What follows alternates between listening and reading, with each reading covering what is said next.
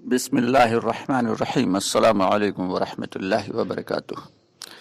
پیارے دوستوں اور عزیز بہنوں، میں ہوں یوسف ملک اور آپ دیکھ رہے ہیں دعوت جنت کا راستہ۔ دوستو، دعوت میں ایک عمل ہے تعلیم، اور تعلیم یہ اتنا اونچا عمل ہے کہ جس کے بارے میں ہم لوگ گمان بھی نہیں کر سکتے۔ کہتے ہیں کہ تعلیم کیا ہے؟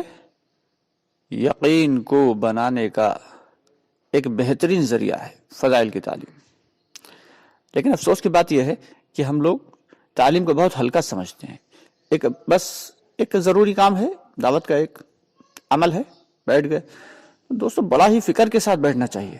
دعوت کی تعلیم، یہ جو تعلیم ہے دعوت کے کام میں، یہ بہت ہی اہم ہے۔ یہ فضائل کی تعلیم سے یقین بنتا ہے، دل تأثر لینے والا بنتا ہے کہ مخلوقات کا تأثر نکل کر خالق کا تأثر ہمارے دلوں میں آ جائے۔ اس کی محنت ہے، دنیا کا تأثر نکل کر آخرت کا تأثر ہمارے دلوں میں آ جائے۔ لیکن افسوس کی بات یہ ہے کہ آج چاہے وہ گھر کی تعلیم ہو، چاہے وہ مسجد کی تعلیم ہو، ہم لوگ تعلیم کو کوئی اہمیت نہیں دیتے۔ تعلیم کی خاصیت یہ ہے، چاہے وہ جماعت کے دوران کر رہے ہوں 2.5 گھنٹے کی اور 1.5 گھنٹے کی شام میں، یا پھر اپنی مسجد وار جماعت کی تعلیم ہو، تعلیم کو بہت ہی فکر مندی کے ساتھ، نفس کے مجاہدے کے ساتھ بیٹھ کے سننا چاہیے۔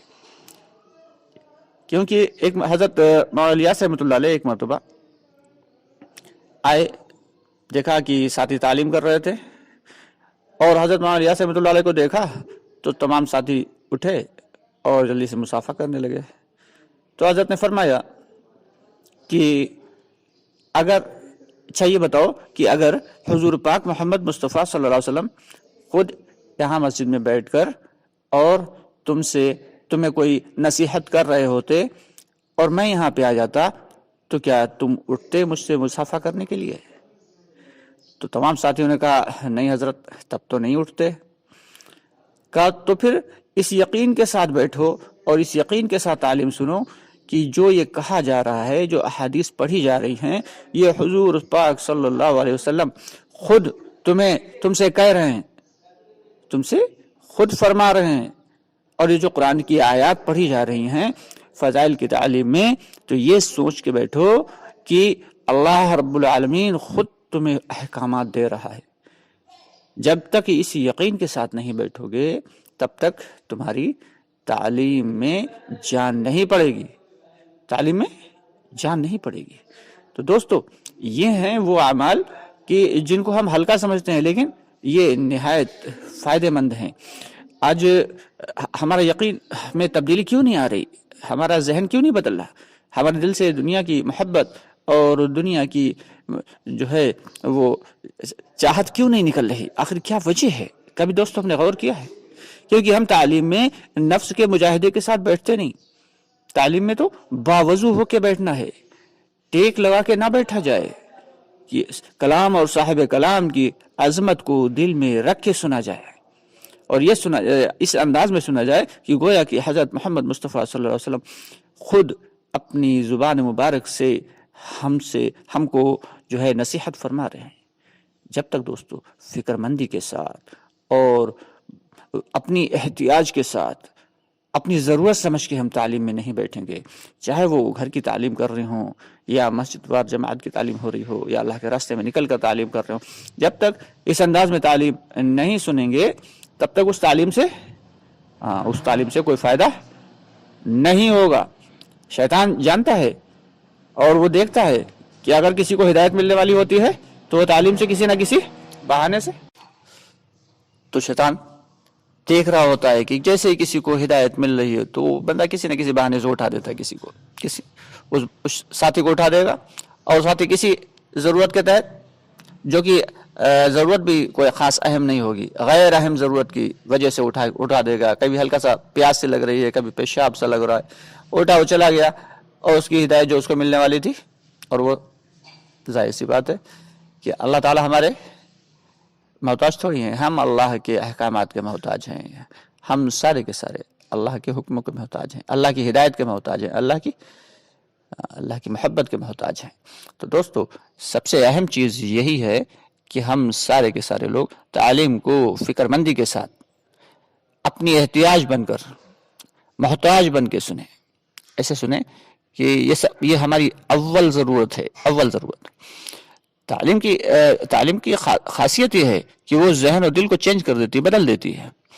جب یقین اور احتساب کے ساتھ اس کا یقین ہو، احتساب ہو کہ اس عمل سے ہمیں کیا مل رہا ہے، تو کوئی بھی عمل کو کرنا آسان ہوتا ہے اور اس عمل میں جو ہے دل لگتا ہے۔ لیکن آج ہم سے احتساب نکل گیا کہ کسی بھی عمل کا احتساب ہم کرتے نہیں، اس کا فضائل کو یقین ہمارے دلوں کے اندر آتا نہیں، تو ظاہر سی بات ہے تو اس عمل کو کرنا بڑا مشکل پڑتا ہے۔ یہی اگر تعلیم کا احتساب ہو اور اپنے اعمال کا احتساب ہو اور فکر کے ساتھ آدمی بیٹھے محتاج بن کے سنے، تو ذہن اور دل بدلتے چلے جائیں گے، دلوں کا یقین بدلتا چلا جائے گا۔ دوستو یہی چاہا جا رہا ہے۔ تعلیم سے غرض کیا ہے؟ صرف سننا سنانا نہیں ہے، بلکہ اس پر عمل کرنا ہے یقین کے ساتھ کہ جو یہ پڑھا جا رہا ہے یہ بالکل حق ہے اور سچ ہے۔ عمل کی نیت سے سننا ہے، دوسروں تک پہنچانے کی نیت سے سننا ہے۔ اگر ہم صرف تعلیم برائے تعلیم بیٹھ گئے کہ بھائی چلو تعلیم ہو رہی ہے، بیٹھ کے تھوڑی دیر سن لیا، ایک عمل ہے، عمل کو مکمل کر لیا، تو یہ دوستو یہ ثواب کا تو باعث بن سکتا ہے، لیکن دلوں کی تبدیلی کا باعث نہیں بنے گا۔ دلوں کی تبدیلی کا باعث تو تبھی بنے گا جب ہم احتساب کے ساتھ سن رہے ہوں، جب ہم یقین کے ساتھ سن رہے ہوں، جب ہم محتاج بن کے سن رہے ہوں۔ جب تک ہم تعلیم کو اس کی حقیقت دل میں اتارتے ہوئے ایک ایک حدیث کو کئی مرتبہ پڑھا جائے، کم از کم 3 مرتبہ تو ضرور پڑھا جائے، کسی بھی حدیث کو 3 مرتبہ پڑھا جائے۔ اللہ کے نبی صلی اللہ علیہ وسلم جب کوئی بات فرماتے تھے تو 3 مرتبہ فرماتے تھے تاکہ ساتھی اچھے سے سمجھ لیں۔ اس لیے اکابرین فرماتے ہیں کہ ہر حدیث کو 3 مرتبہ پڑھا جائے تاکہ دل کے اندر اچھے سے اتر جائے، بات سمجھ میں آ جائے، جو بات سمجھ میں نہیں آ رہی تھی وہ بھی سمجھ میں آ جائے۔ تو دوستو اس لیے ضروری ہے کہ ہم لوگ جو ہے وہ تعلیم سمجھ کر، تعلیم کی اہمیت کو دل میں رکھتے ہوئے احتساب کے ساتھ محتاج بن کے جب سنیں گے تو ہمارے دلوں کا یقین بدلے گا انشاءاللہ۔